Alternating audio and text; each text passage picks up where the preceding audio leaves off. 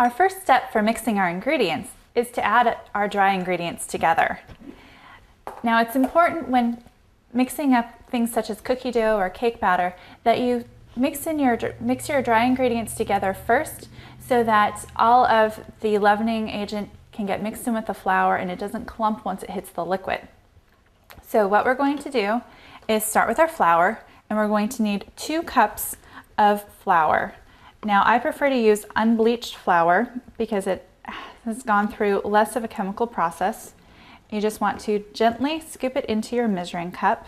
When you're measuring out flour, you never want to tamp it down or make it packed. Otherwise, you're going to end up with too much flour. If you want to be really precise with your measurement, then you can use a scale. But for something as small as this, where we're only using 2 cups of flour, it's a lot less necessary.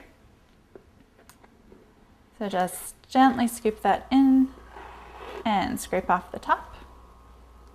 And we've got our 2 cups of flour.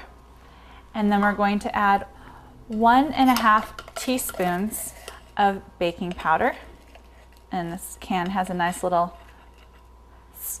leveler on top. Oops. There's 1 teaspoon and 1/2 teaspoon. And of course, 1.5 teaspoons is also equal to 1/2 tablespoon.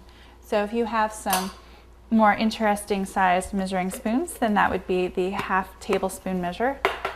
And then 1/4 teaspoon of salt. It's really important to have just a touch of salt even when you're doing sweets to kind of balance out the sweetness a little bit. You're not going to taste any saltiness. It's just going to balance it out a bit so it's not pure sweetness that you're tasting. And you just want to gently mix this in, and then we're going to be ready to start with our wet ingredients.